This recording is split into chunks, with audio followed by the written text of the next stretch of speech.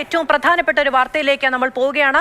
തെരഞ്ഞെടുപ്പ് കമ്മീഷനെ ഇംപീച്ച് ചെയ്യാൻ നീക്കം. രാവിലെ ചേർന്ന ഇന്ത്യ സഖ്യം യോഗത്തിലാണ് തീരുമാനമുണ്ടായിരിക്കുന്നത്. പി ബസന്ത് വിവരങ്ങളുമായി നമ്മളോടൊപ്പം ചേരുകയാണ്. ബസന്ത്, എന്താണ് ഇന്ത്യ സഖ്യത്തിന്റെ പുതിയ ചുവടുവയ്പ്?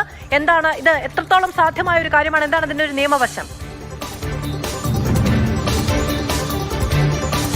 അത് ഇന്ന് രാവിലെ ചേർന്ന ഇന്ത്യ സഖ്യത്തിന്റെ യോഗത്തിലാണ് തെരഞ്ഞെടുപ്പ് കമ്മീഷണർ, അതായത് മുഖ്യ തെരഞ്ഞെടുപ്പ് കമ്മീഷണർ ജ്ഞാനേഷ് കുമാറിനെ ഇംപീച്ച് ചെയ്യാനുള്ള ഒരു നീക്കത്തിലേക്ക് ഇന്ത്യ സഖ്യം നീങ്ങുന്നത്. ഇന്ന് രാവിലെ ചേർന്ന യോഗത്തിൽ ഈ ഇംപീച്ച്മെന്റ് നടപടികളെ സംബന്ധിച്ചുള്ള പ്രാഥമിക ചർച്ചകൾ നടന്നിട്ടുണ്ട്.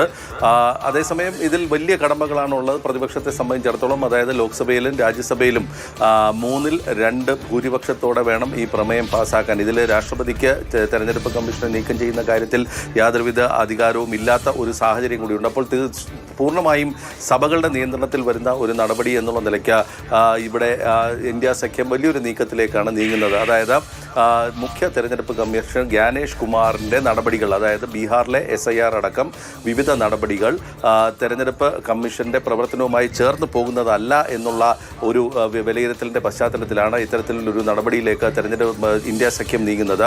കഴിഞ്ഞ ദിവസം ജ്ഞാനേഷ് കുമാർ നടത്തിയ വാർത്താ സമ്മേളനത്തിൽ പോലും പ്രതിപക്ഷത്തെ കുറ്റപ്പെടുത്തുന്ന രീതിയിലുള്ള നടപടികളാണ് ഉണ്ടായത്. മാത്രമല്ല രാഹുൽ ഗാന്ധിയുടെ ആരോപണങ്ങൾക്ക് വളരെ വ്യക്തമായ മറുപടികൾ നൽകാൻ പോലും തെരഞ്ഞെടുപ്പ് കമ്മീഷന് കഴിഞ്ഞിട്ടില്ല എന്നുള്ളൊരു വിലയിരുത്തലാണ് ഇന്ത്യ സഖ്യത്തിൻ്റെ യോഗത്തിലുണ്ടായത്.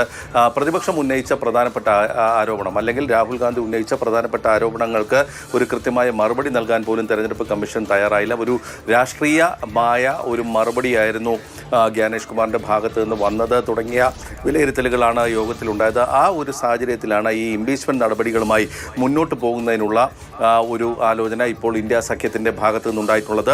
ഇതുമായി ബന്ധപ്പെട്ടുള്ള നടപടികൾ ഉടനടി തന്നെ സ്വീകരിക്കാനും തീരുമാനമുണ്ട്. ഏതായാലും ഈ സമ്മേളനത്തിൽ ഇതുണ്ടാകുമോ എന്നുള്ളത് മാത്രമാണ് ഇനി കണ്ടറിയാനുള്ളത്. 21-ാം തീയതി സഭ അവസാനിക്കുന്ന, അല്ലെങ്കിൽ ഈ സമ്മേളനം അവസാനിക്കുന്ന ഒരു സാഹചര്യം കൂടി നിലവിലുണ്ട്. മാധു.